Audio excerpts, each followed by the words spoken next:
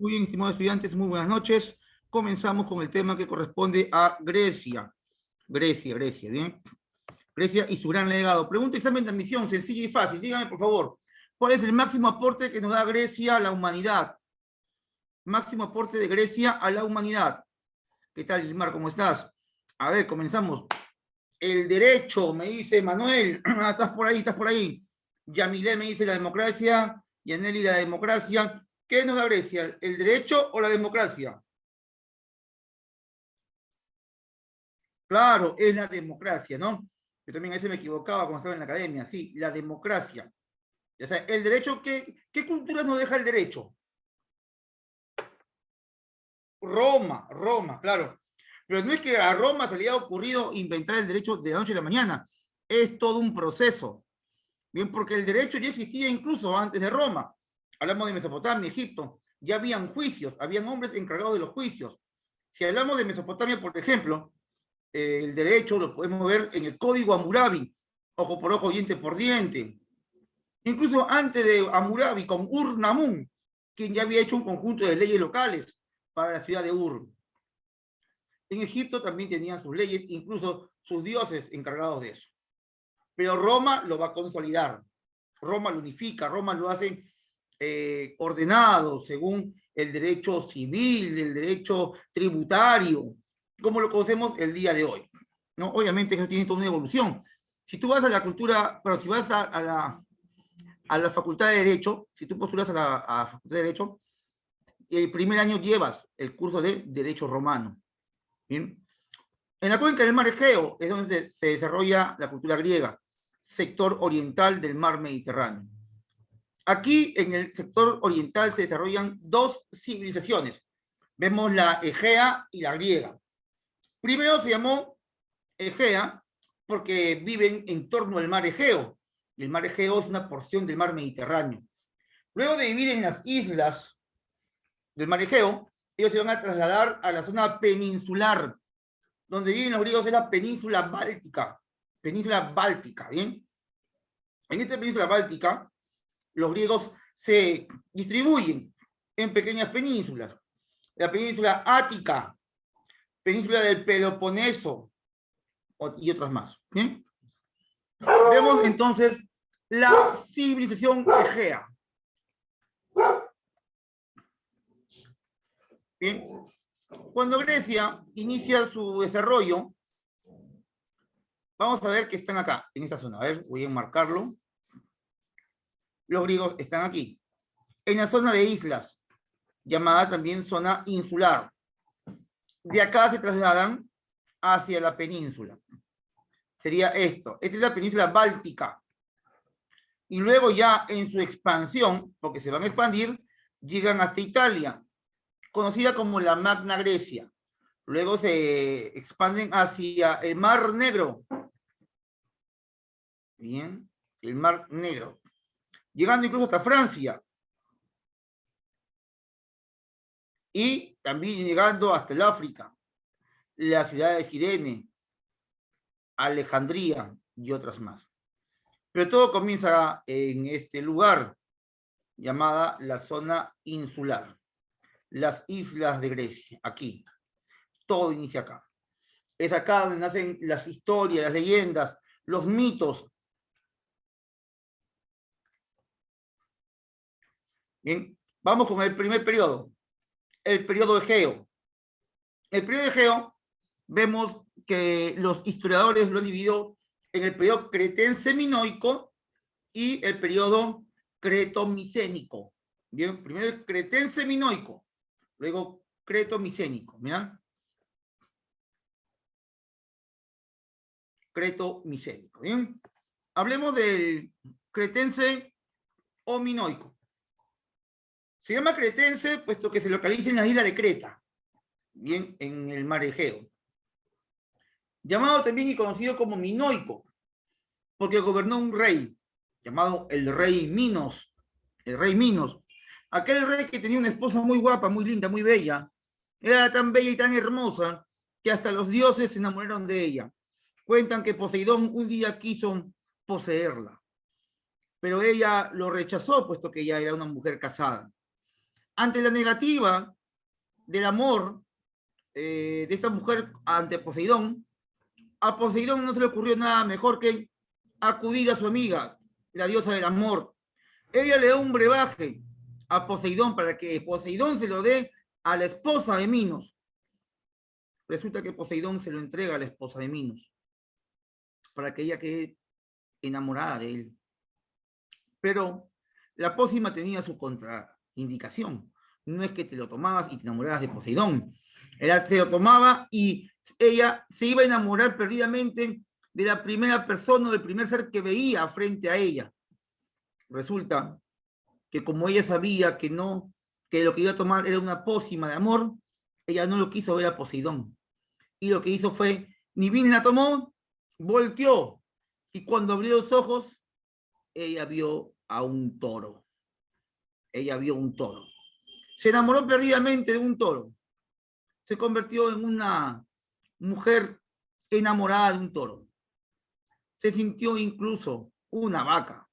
Mandó a construir un aparato, como un disfraz de este animal.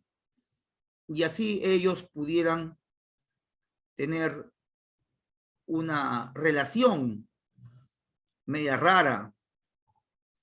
Y es así como la esposa de Minos tiene una relación con el toro. De esta relación monstruosa nace el famoso Minotauro. ¿Han escuchado, estudiantes, alguna vez del Minotauro? ¿Quién es el Minotauro? ¿Qué es el Minotauro? Claro que sí, André. Esa es la historia resumida del Minotauro.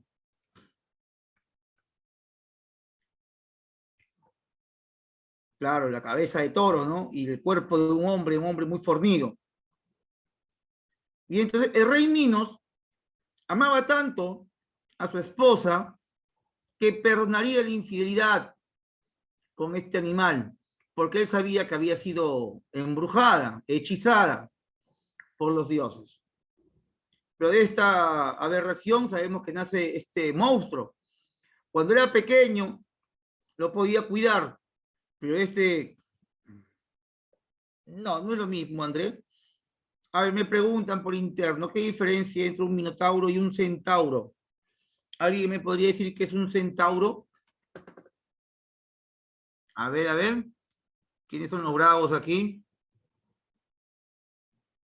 Ahí está, el centauro, me dicen por ahí, mitad caballo, mitad hombre, ¿no? ¿Eso es correcto?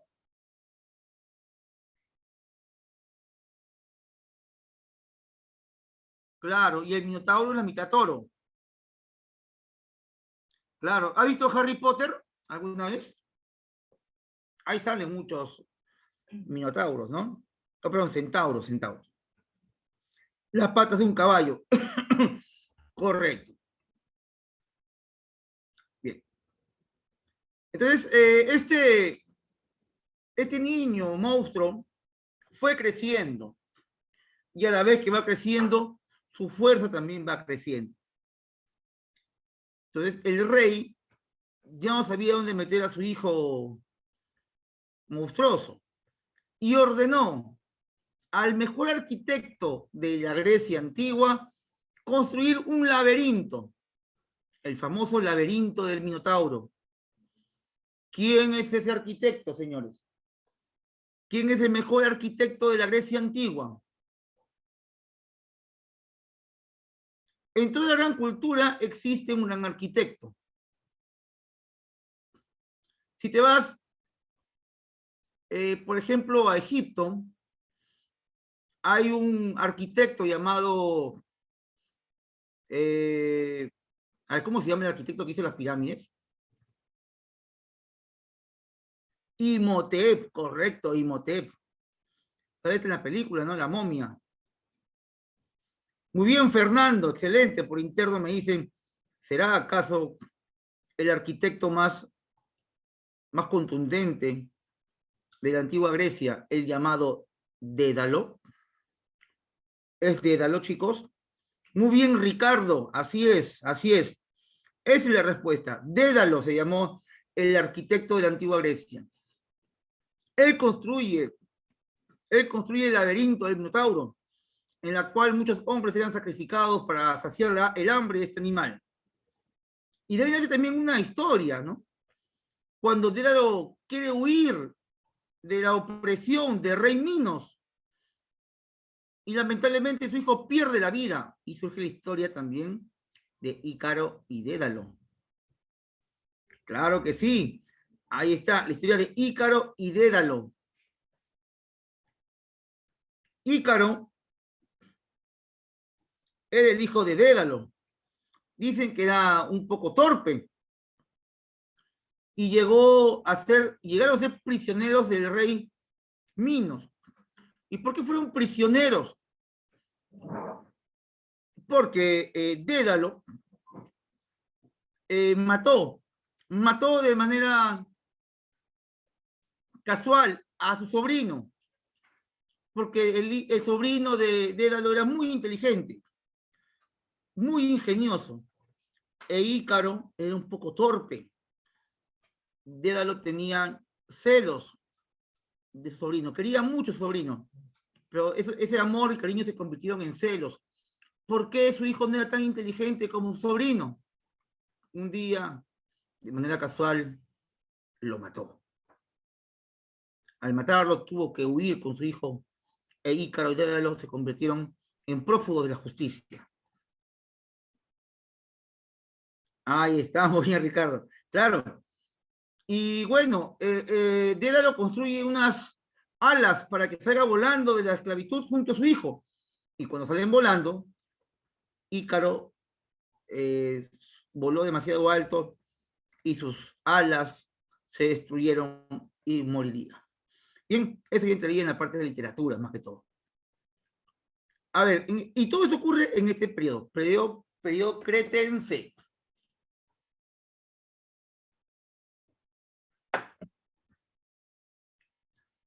Periodo cretense, ¿bien? ¿Qué es lo más importante de ese periodo a nivel de historia? Primero, que esto se desarrolla en la Edad de Bronce. Aquí solamente puros datos contundentes, ¿ya? La capital del periodo cretense fue la ciudad de Knossos. Knossos sería descubierta por el señor Arturo Evans, Sir Arthur Evans. Y las ciudades importantes de este periodo cretense sería también la ciudad de Faestos, Malia y Agia Triada. La forma de gobierno, que es lo más importante a lo largo de la historia de Grecia, porque nos dan varias formas de gobierno, es la talasocracia. Profesor, ¿y qué es la talasocracia?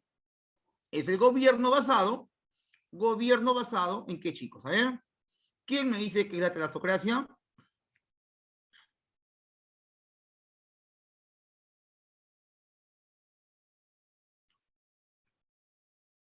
Gobierno basado en el poder marítimo o supremacía marítima.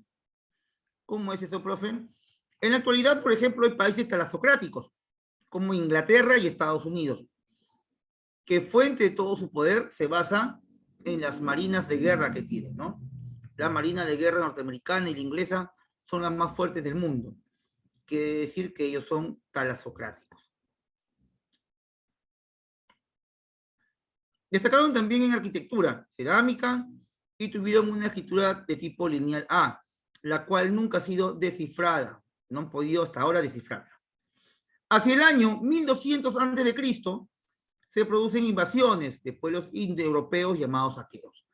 A ver, periodo cretense minoico, lo más importante es que ellos son invadidos por los aqueos. Los aqueos, al unirse con los cretenses, formarían una ciudad que conoceríamos después como la ciudad de Atenas. Ciudad de Atenas.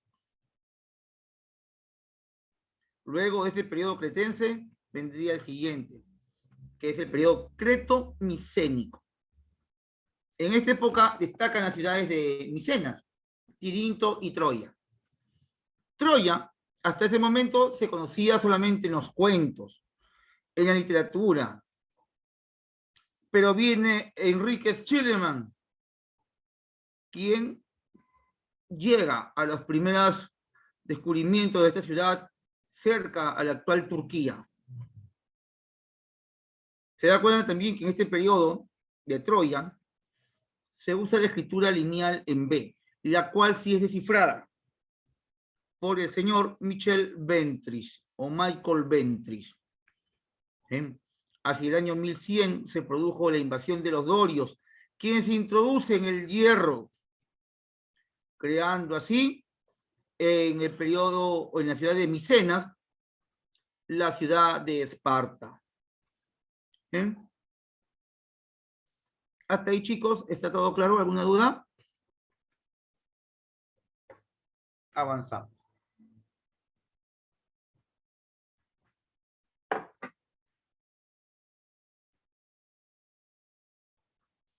En el siglo VIII y VI, los griegos colonizaron las costas del Mar Negro, llamado el Esponto, Bizancio, el sur de Italia, también llamada la Magna Grecia, Nápoles, Tarento, Siracusa, Crotona y Síbaris.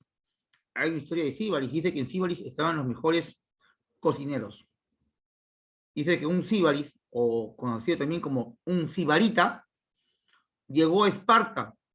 Este sibarita probó la comida de los espartanos y cuando la probó, atinó diciendo que ahora ya entendía por qué los espartanos preferían morir en guerra, ¿no? Haciendo alusión de que la comida espartana es realmente horrible, asquerosa, y es más placentero morir que seguir comiendo esos alimentos, según un sibarita. ¿Has escuchado la palabra sibarita alguna vez? Ricardo, ¿has escuchado la palabra sibarita? André, Manuel. ¿Alguno de ustedes ha entrado a la cocina alguna vez? ¿Ha preparado algo con un condimento marca sibarita? Claro, pues justamente se llama sibarita porque le da sabor a la comida, ¿no? Ah, sí, es chévere. Claro. Y es justamente hace referencia a los síbaris, ¿no? O a las personas que conocían de mucho, bueno, conocían mucho de comida. La consecuencia de esta colonización fueron incremento del comercio, difusión de la moneda, desarrollo de la navegación y la industria. Además que van a difundir la cultura.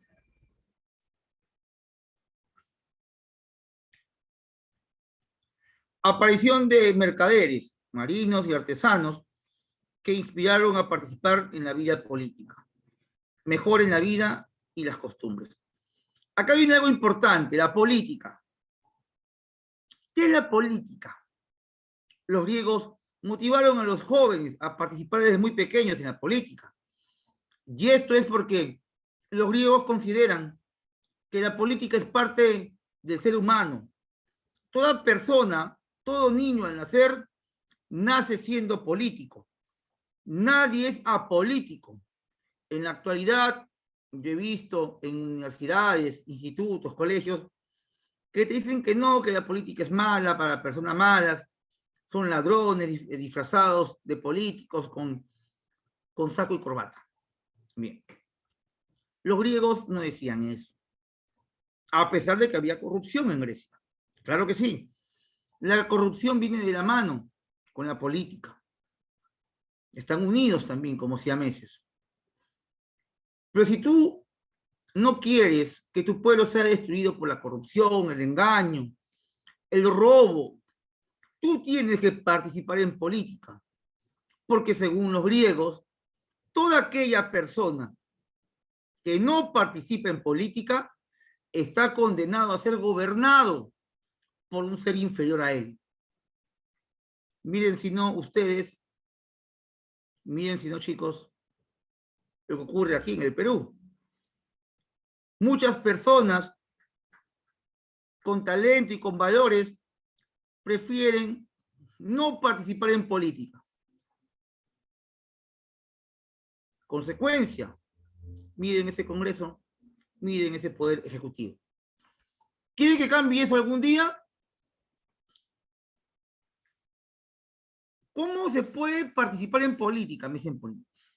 Desde el simple hecho de investigar a tus candidatos, opinar acerca de una actitud negativa de un político, ya estás haciendo política.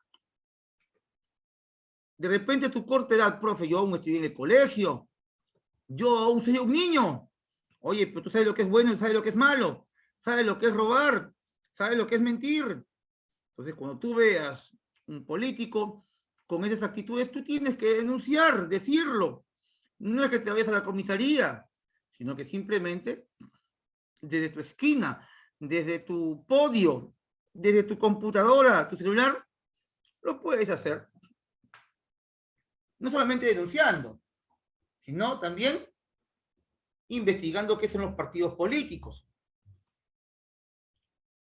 Saben que los partidos políticos tienen la obligación de hacer participar a los jóvenes. Tú puedes ir investigando desde ahora. Ya a tus 18 años, 19, 20, 25 años, ya puedes participar con un partido político. Obviamente, es un proceso. Profe, ¿usted cómo participa en política? Ah, sencillo. Les digo esto, pues no. Mi obligación es promover que ustedes participen en política. Porque ustedes son chicos buenos, ¿no? Chicos que quieren ser mejores. Y su mejora significa un mejor país.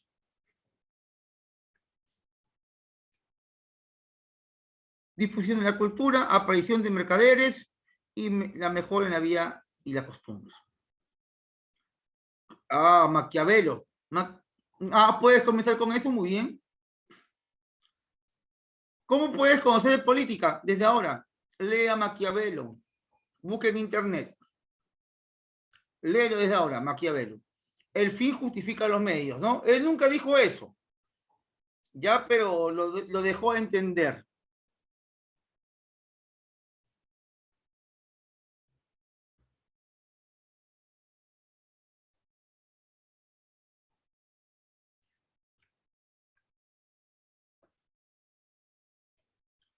Bien, ahora hablemos de las ciudades espartanas.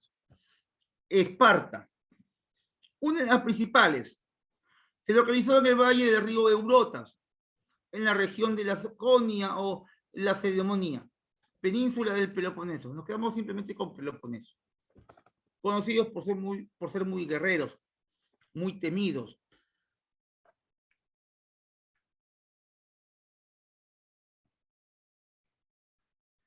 Ellos estaban organizados en lo político, lo social, lo económico y demás.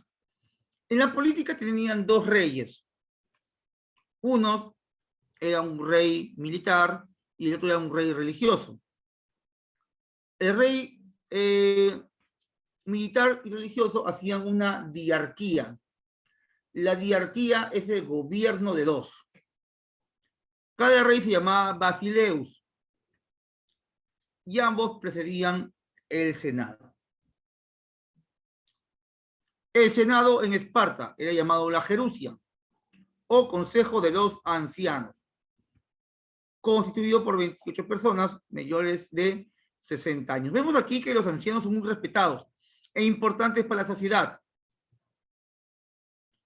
Reglamentaban las costumbres, controlaban a los reyes y convocaban a la Asamblea Popular.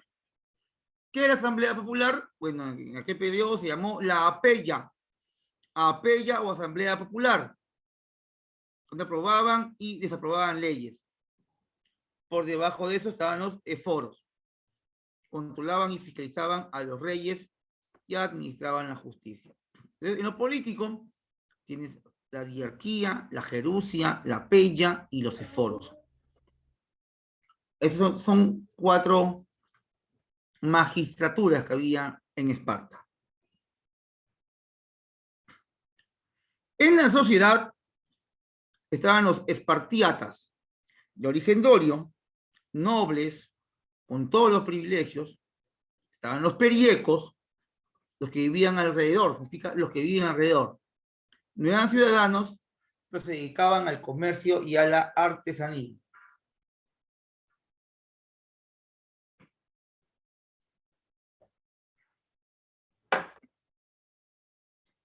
Y finalmente los hilotas.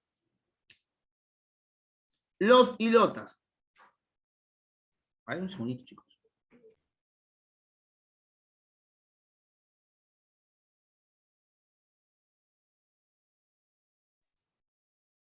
Muy bien, los hilotas eran los esclavos. Tenían una vida complicada, ¿ya?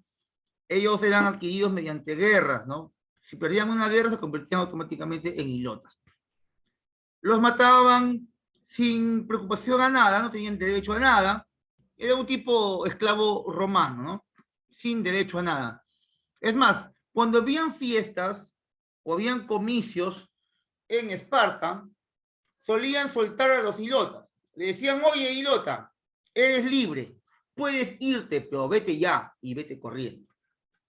Pero eso de que eres libre y vete corriendo no era nada más y nada menos que parte de la celebración, que en Esparta soltaban a los esclavos y cuando corrían, todos los jóvenes espartanos practicaban la puntería con ellos, ¿no?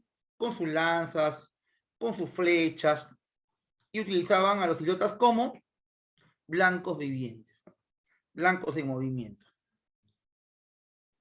Estas fiestas se hacían normalmente cada vez que había algún tipo de comicio o alguna celebridad con respecto a los cambios de líderes. Cada vez que había un cambio de líderes, soltaban a los hilotas para matarlos en movimiento.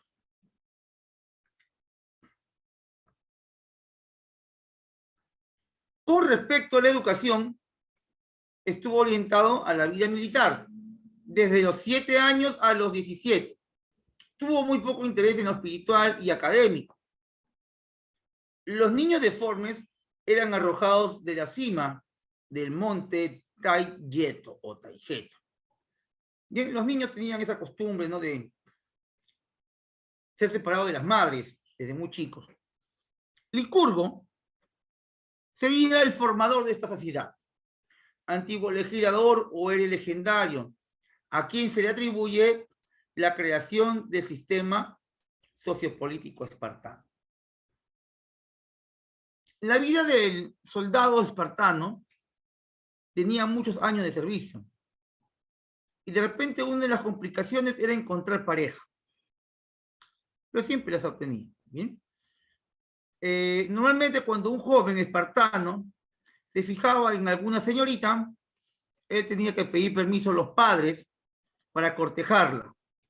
El padre le daba todo el permiso requerido, pero antes de eso lo invitaba a casa, ¿no?, donde tendría que pelear con el padre mismo o con los hermanos para demostrar que era un buen guerrero. Si es que él pasaba la prueba, era aceptado en la familia. Si no, simplemente lo rechazaban. Además, era tan importante el patriotismo, tan importante el patriotismo en Esparta, que todo espartano soñaba, no como ahora, ¿sí? No, era muy importante tener hijos varones, ¿ya? Era muy importante porque el espartano soñaba con servir a su país. Y qué mejor que defendiéndolo en la guerra. Entonces soñaba con tener hijos varones. Imagínate que tú, estimado estudiante, seas un espartano y tengas de tu relación con tu pareja un hijito con algún tipo de enfermedad o algún defecto, qué sé yo, pues, ¿no? De repente nació con la piernita más grande que la otra, o de repente nació con 4 dedos y camina medio chueco. Algún tipo de dificultad al nacer. Ese niño tendría que ser sacrificado en el monte Taygeto. Y el padre se sentiría mal, no por el niño que va a aventar del monte, sino porque le ha fallado su país, porque no le ha dado un soldado saludable. Entonces, ¿qué hace el padre? Sigue intentando. A la segunda vez, si su hijo nuevamente sale con algún problema físico, nació, imaginemos, 7 mesinos, flaquito, menudo, ese joven no iba a aguantar el entrenamiento en el servicio militar. Entonces, ¿qué hace el padre? Entra en depresión. No puedo tener hijos saludables, soldados. Bueno, por ahora parece que los estudios indican que eran monógamos, ¿no? Sí, es una sola pareja. No, no creo que haya salido otra prueba más, pero sí, sí, sí, solamente una esposa. Entonces, si el padre sigue viendo que sus hijos no son lo que le espera, él puede, él puede solicitar al Estado el permiso para que su esposa esté con otro hombre, ¿no? O mejor dicho, imaginemos, ¿no? Yo, mis hijitos están falladitos, le digo a mi mejor amigo. Entonces, Pedrito le dice a Luchito, Luchito, mis hijitos están saliendo medio falladitos. Hazme el favor, te dejo a mi esposa un par de días. Entonces, ahí tendría que ya que chuntar, pues tiene que ya salir ya un Saiyajin, pues de ahí, ¿no? Ya, si no sale, ya pues matamos. Pero era permitido. Y esas ideas de servir a la patria y que todo se arregla vía militar, lo introduce nuestro amigo Licurgo. Bueno, para la época no era raro, en la actualidad sí, pues. En la actualidad sí, pues, ¿no? ¿Quién va a querer que su amigo se lleve a su esposa? No, no creo, ¿no? Ahora hablemos de Atenas. Atenas está ubicado en el valle del río Céfiso, península Ática. Atenas, en Atenas nace la democracia. Pero esa democracia es un proceso de varias formas de gobierno. Y vemos entonces que aparecen personajes con estas ideas. Primero sale Dracón. Dracón con las leyes draconianas, o llamadas también leyes severas. Dracón y esta aristocracia mencionaba que los nobles deberían de gobernar y el pueblo, bueno, obedecer. Menciona también que si tienes algún tipo de deuda, tú tendrías que pagar esa deuda con la esclavitud. Si me debes dinero, te conviertes en mi esclavo. Algo que va a crear muchos levantamientos contra la aristocracia. Luego de Dracón viene Solón, quien instaura la timocracia. La timocracia es una forma de gobierno en la cual se benefician la gente pudiente, un tipo burguesía, pero alejada de la aristocracia. Es una reforma social, va a ser la abolición de la esclavitud por deuda. Dice, ya no más esclavos por deuda. Divide la sociedad en 4 clases según su fortuna. Hace una reforma política. Crea el Senado o Consejo de los 400 y la Asamblea Popular. Luego vemos a Pisístrato, quien estableció la tiranía. Fue apoyado por el Partido Popular. Gobernó como tirano. Realizó una reforma agraria, favoreciendo el campesinado.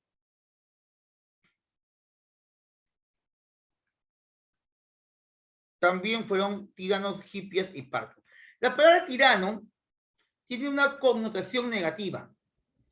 Y esto es a pesar de que Pisístrato fue un buen gobernante. Pero luego de que lo asesinaran a Pisístrato, sus hijos, Hipias e Hiparco, tomarían venganza contra el Senado, matando a muchos hombres justos. De ahí viene de que aquel tirano o el tirano es una persona mala, una persona injusta, por lo que hicieron Hipias e Hiparco. Y viene aquí el eje central de la democracia, Clístenes. Él es el creador de la democracia y realiza las siguientes obras. Divide el territorio en 100 demos o 10 tribus. Aumentó a 500 miembros del Senado. Creó el cargo de estrategas, un estratega por cada tribu. Implantó el ostracismo. ¿Y qué es el ostracismo? Destierro por 10 años sin pérdida de derechos. Es que en Esparta, pero en Atenas, bueno, en realidad en cualquier ciudad griega, tu nación es lo más importante. Y si te alejan a ti de tu nación, es como matarte. Era complicado. No es que te ibas tú a una ciudad a otra y podrías vivir. Si tú llegabas a alguna ciudad, si tú llegabas a algún sitio y no sabían tu procedencia, era fácilmente juzgado, ¿no? Por cualquier delito que sea. A ver, un segundito.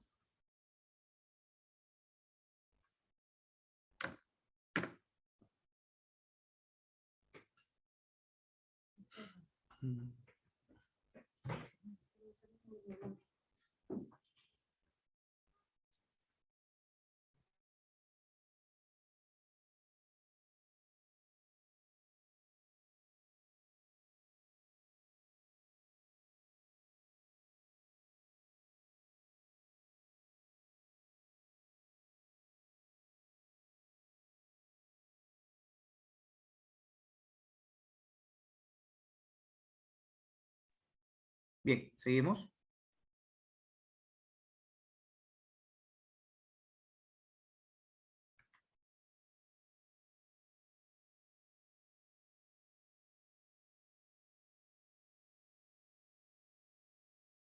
Bien, Poder Legislativo. Senado o Consejo de los 500. Preparaban leyes y dirigían la administración pública. Luego viene la Asamblea Popular o Eclesia. Declaraban la guerra y firmaban la paz. Estaban integrados por ciudadanos mayores de 18 años. ¿Bien? Este es el Poder Legislativo. Si bien es cierto, vemos aquí en las formas de gobierno que hay una evolución. Aquí también, en los poderes, hay un poder legislativo, un ejecutivo y uno judicial. El legislativo, que vendría a ser el Senado, tenía el apoyo de una asamblea popular o eclesia. El Senado o bule también estuvo compuesto por ancianos. Ellos veían los temas grandes, macros, mientras que la eclesia veía problemas de repente menores.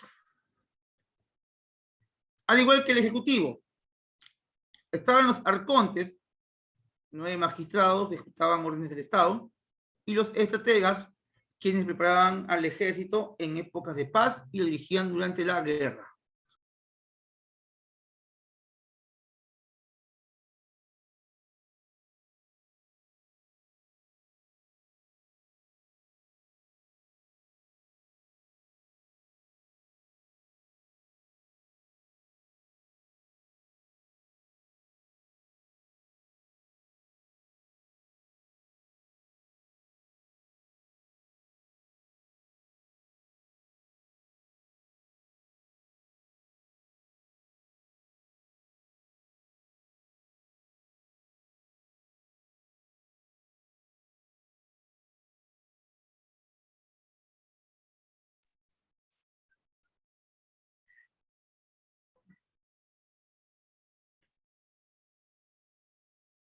Bien.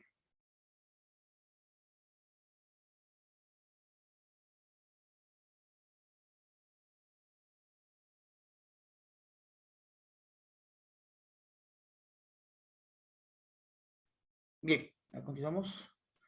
Poder judicial, al igual que el ejecutivo y legislativo, tenía una división. El areópago, que veía casos mayores, eran 300 areópagos, y además el tribunal del Diasta, quien veía los temas menores, ¿no? 6.000, menciona aquí, 6.000 tribunales populares. Entonces, el areópago veía casos de la nación y los tribunales del Diastas, casos menores.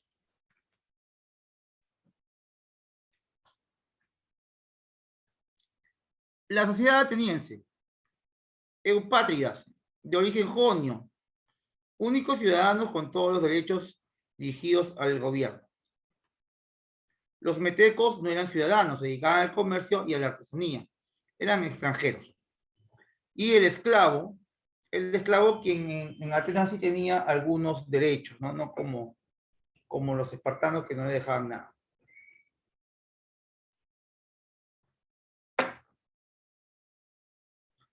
En educación, se buscó el desarrollo integral del hombre. Un esclavo llamado pedagogo conducía al niño a la escuela. A los 14 años se adiestraban en gimnasio. A los 16 formaba parte de escuelas como el liceo y la academia. A los 18 eran considerados ciudadanos. Bien. En medio de esta expansión griega y esta consolidación griega, vemos que se van a dar algunas guerras, ¿no? Tenemos las llamadas guerras médicas. Guerras médicas. Enfrentamientos que sostuvieron los griegos contra los persas debido a la expansión territorial. ¿Bien?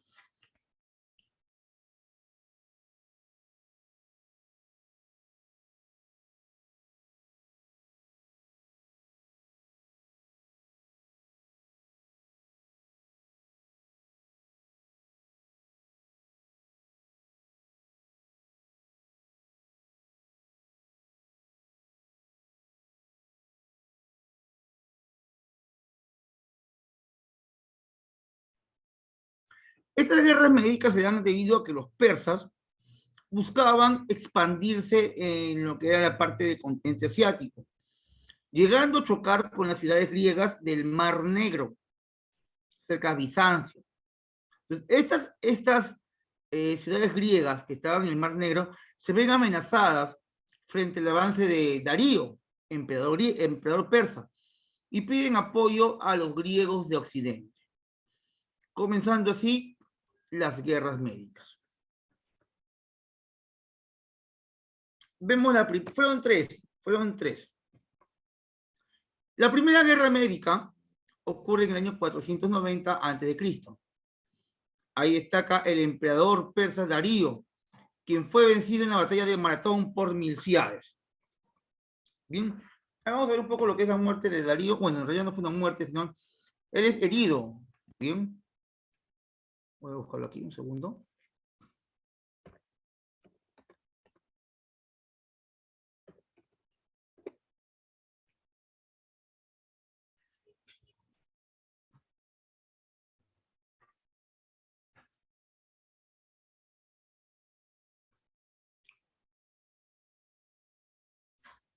La batalla de Maratón, chicos, que es la primera guerra médica, es muy importante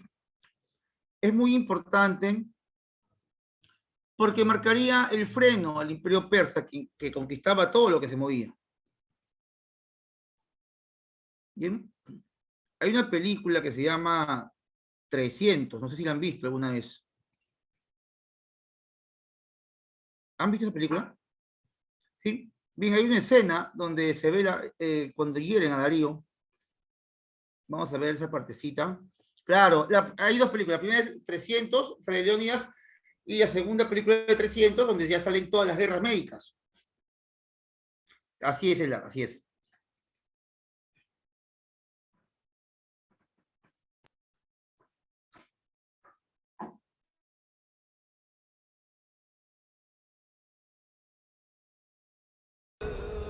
Y Temístocles lo aprovecharía.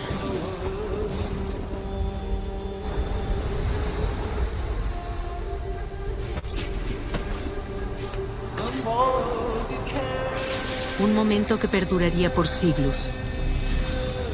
Un momento que lo elevaría de un simple soldado a lo alto del poder político ateniense.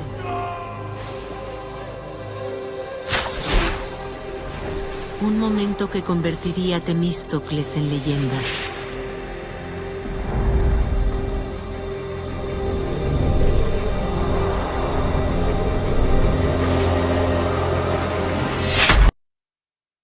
Esta, por si acaso, chicos, es la batalla de Maratón. ¿Ya? En la primera guerra médica es la batalla de Maratón. En la segunda guerra médica hay varias batallas. ¿Bien? En la primera guerra médica, Maratón, victoria de los griegos. Segunda guerra médica viene la batalla en el paso de las Termópilas, Micala, Salamina y Platea. De las cuatro, solamente una es derrota, ¿ya? Que es la batalla de las Termópilas. Es la única derrota de los griegos. De ahí todo es victoria para los griegos, ¿bien? Terminamos de ver esta partecita y lo explicamos.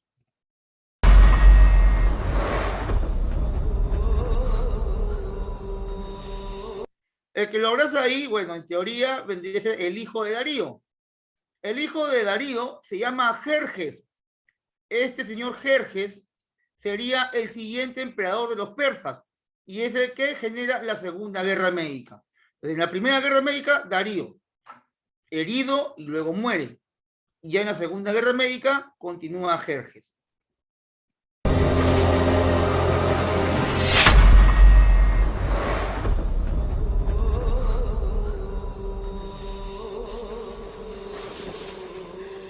Pero a pesar de que el elogio y la gloria le serían conferidos, Temístocles supo que había cometido un error. Era el hijo de Darío, Jerjes. En sus ojos llevaba la marca del destino. Temístocles supo que debió matar a ese muchacho. Ese glorioso error lo acosaría siempre.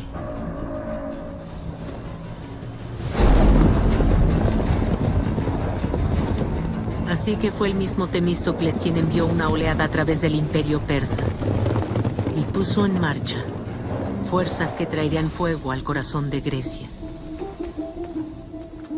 Pues mientras el buen rey agonizaba, sus mejores generales y consejeros fueron llamados a su lecho. Ninguno más grande que su mejor comandante naval, Artemisa. Su ferocidad solo era superada por su belleza. Su belleza solo era igualada por la devoción a su rey.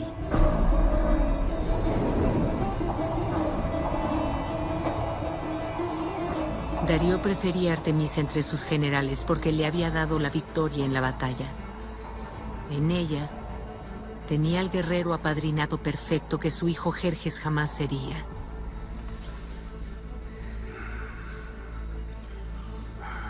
Qué dulce, hija mía. Mi dulce hija.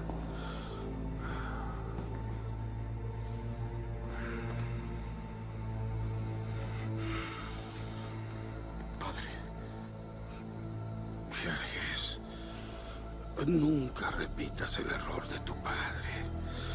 Deja a los innobles griegos con sus tradiciones. Solo los dioses pueden vencerlos. Solo los dioses.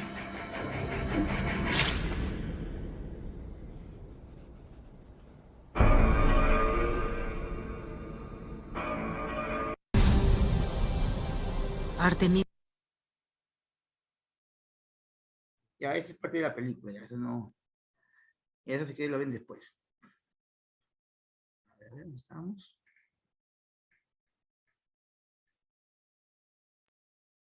La película se llama 300. 300, ¿eh? Entonces aquí muere Darío. Eso era lo que quería que vean, Darío. Ahí te vamos a ver la otra partecita, ¿ya? Nos vamos a la Segunda Guerra Médica. En la Segunda Guerra Médica hay varias batallas. La primera es, bueno, todo contra Jerjes. Mira, Jerjes lo vimos hace un instante, pelucón, ¿no? Chiquillo. Pero bueno, ya en la película después lo ponen ya más grandote, peladito, todo, ¿ya? Vemos batalla de las Termópilas, Salamina, Platea y Micala. En resumen, las Termópilas, triunfo de los persas, es la única victoria de los persas. Los griegos sabían algo, que si se enfrentaban en la tierra cuerpo a cuerpo, no iban a poder contra los persas, eran demasiados, los superaban 3-1, eran 3 veces más, otros dicen 10 veces más, bueno, no creo que sea tanto, pero en fin. Los historiadores concuerdan que fue 3-1. Leónidas muere, bueno, cometió errores en el paso de las Termópilas. Cuenta que peleó con 300 soldados. Eso es mitad verdad, mitad mentira. Porque sí, fue con 300 soldados espartanos, que eran parte de su seguridad personal. Pero aparte fue también apoyado por otros soldados, ¿no? Quienes van a decidir no seguir peleando justo a su lado porque sabían que iban a morir. Luego Salamina, Platea y Micala son victorias de los griegos. En Termópilas, Leónidas no recibió apoyo de las demás polis. Pelearía solo. Veamos en resumen también lo que es la muerte de Leónidas. Hay una escena que es muy buena.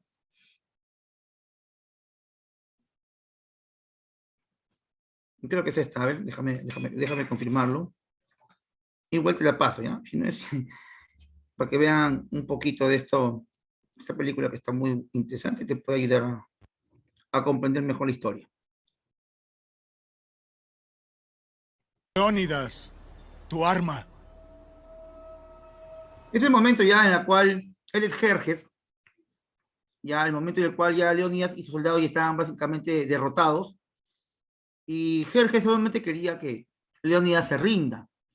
Sería una gran victoria psicológica, ¿no? Pero Leónidas no quiere rendirse.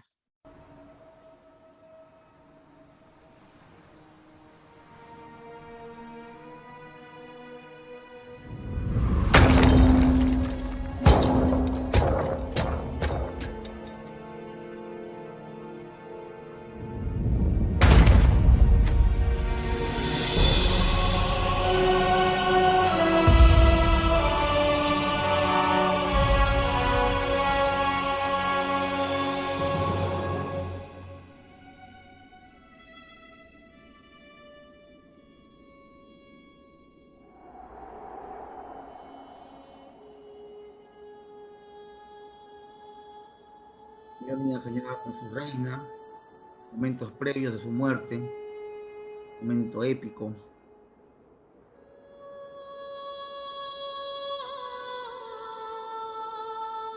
Leónidas tiene un hijo llamado Pausanias, sobrino adoptado por el Pausanias.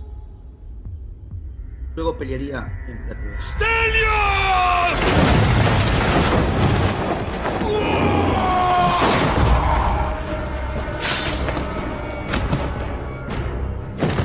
¡Asesínenlos! Su casco lo asfixiaba, reducía su visión y debía apuntar lejos. Su escudo le pesaba, sacándolo de equilibrio, y su blanco está muy lejos.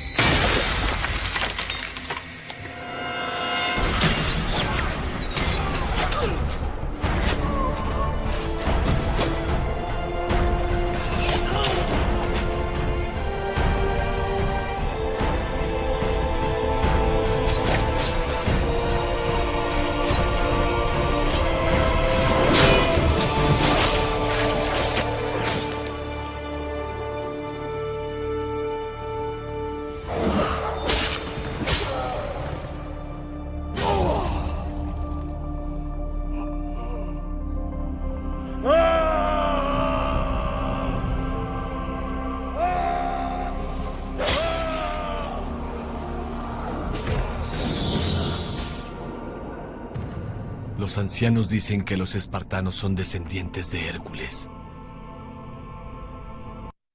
Eso es cierto, los espartanos se hacen llamar los hijos de Hércules, ¿ya? Eso vino una vez, creo que lo nació el Callao. El gran Leónidas da testimonio de nuestro linaje. Su rugido es largo y fuerte.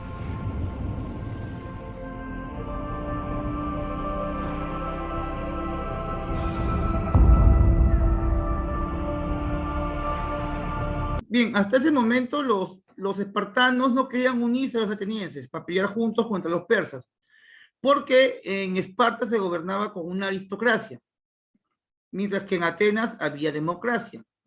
Los espartanos veían mal la democracia, decían que era algo para débiles. Pero luego de la muerte de Leónidas, esto cambiaría, ya porque luego de la muerte de Leónidas ya deciden unirse. Bien, se unen todos los griegos. Y bueno, se ve ya se ven muchas mejoras luego de esto, ¿bien? Vemos la parte final que vendría a ser Platea, Micala, Salamina. A ver, te lo comparto. Un momentito, por favor.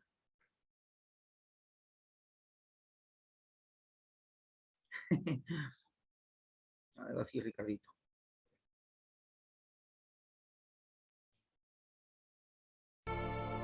Recordadnos. La más sencilla de las órdenes que un rey pueda dar. Antes de la muerte de Leónidas, Leónidas ordenó a este soldado que vaya a Esparta y le pidan que peleen todos en nombre de los griegos. A raíz de la muerte de Leónidas, los espartanos aceptaron pelear junto a los atenienses contra los persas. Pero aún así, luego de que los griegos venzan a los persas, comenzaría una guerra civil entre griegos, ¿no? Entre espartanos y atenienses.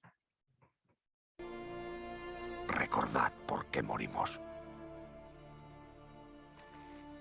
No deseaba homenajes, canciones, monumentos o poemas de guerra y valor. Su deseo era sencillo.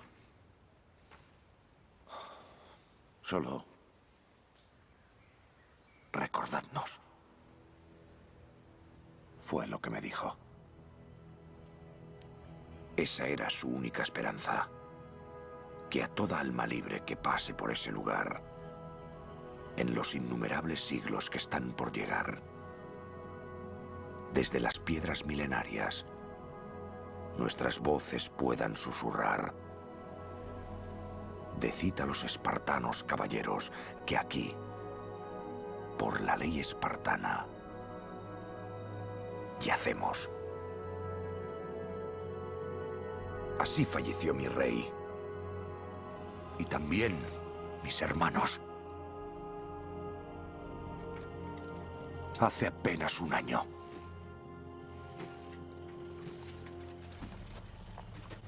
Mucho he reflexionado sobre las enigmáticas palabras de victoria por parte de mi rey. El tiempo le ha dado la razón.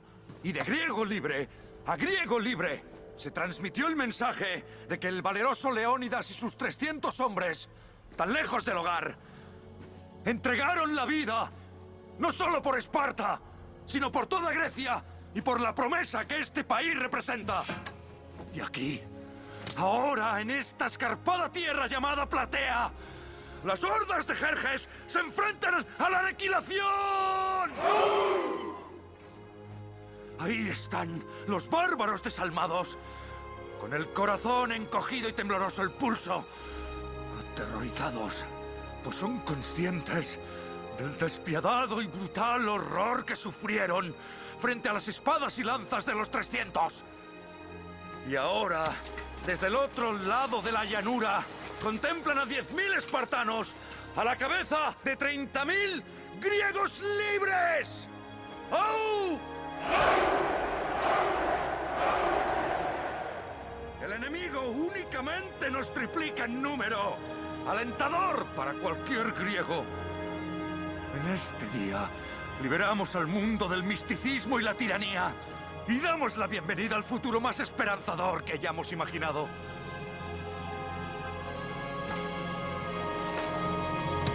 ¡Demos las gracias a Leónidas y a sus 300 valientes hacia la victoria!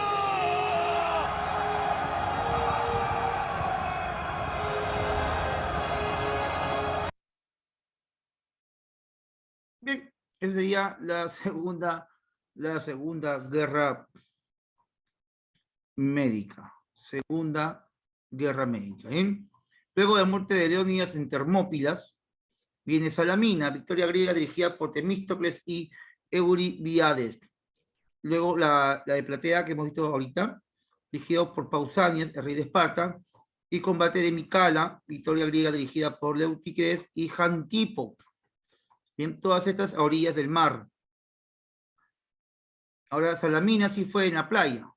Bien, Salamina sí sería en la playa. Deja un segundito. Te comparto también una pequeña versión de Salamina.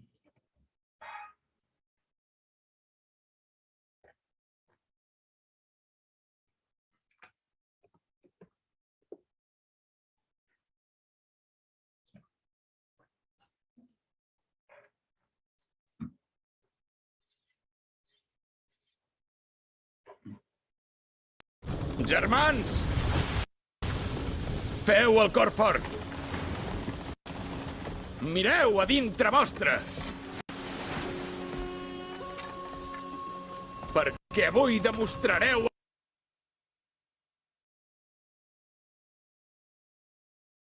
el que valeu!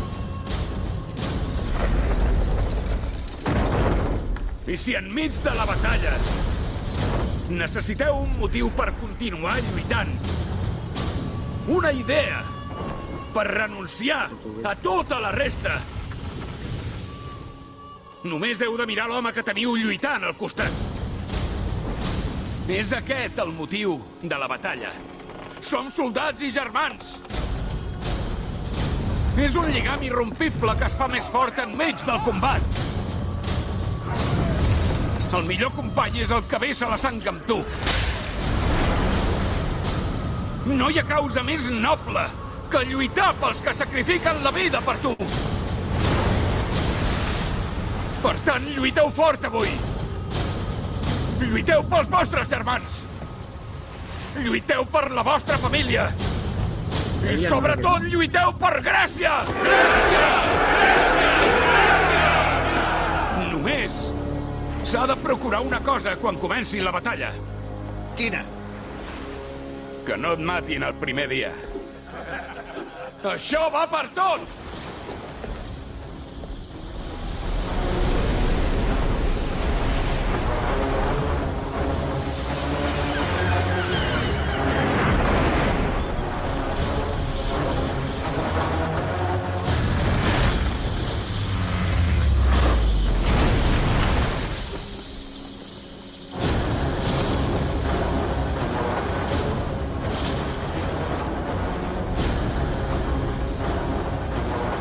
A davant, els vaixells perses són forts, però al mig són dèbils. Els atacarem pel mig.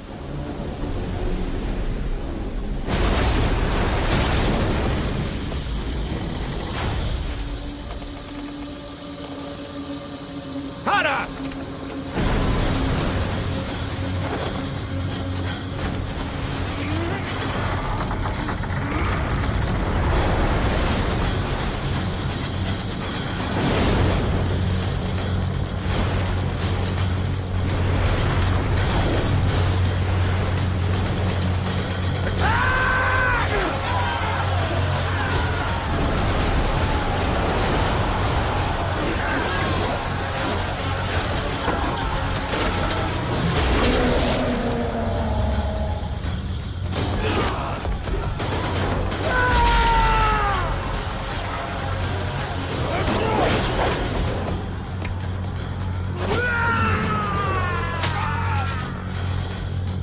Embastiu-los!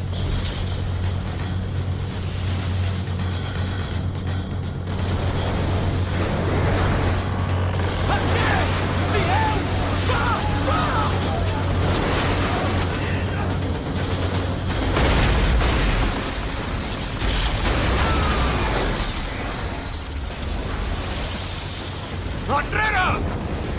Va!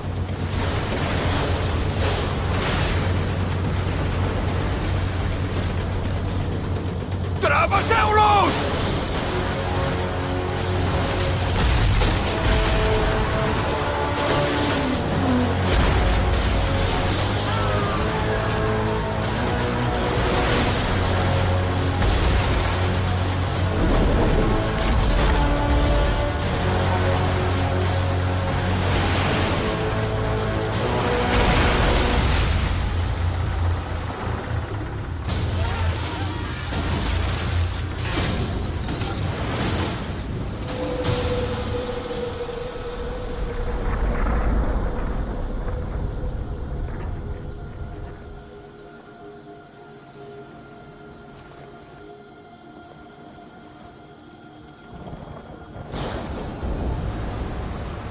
Ahí pego un pequeño stop, chicos.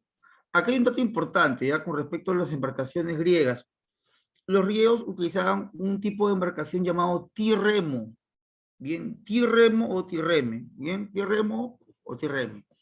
El tirremo es una embarcación ligera, pequeña, pero a diferencia de otros barcos, su objetivo no era tanto combatir barco contra barco, sino simplemente llevar un espolón o un tipo de espada en la parte frontal que estaba por debajo del barco, y servía únicamente para chocar contra el barco enemigo. Los barcos persas eran gigantescos, los barcos griegos eran chiquitos, pero cada vez que iban, chocaban de frente, hacían agujeros y salían. ¿Qué originaba esto? Que los barcos persas se hundieran, ¿bien? Y así ganan en estas batallas.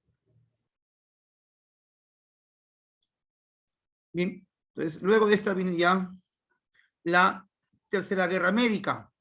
En la Tercera Guerra Médica,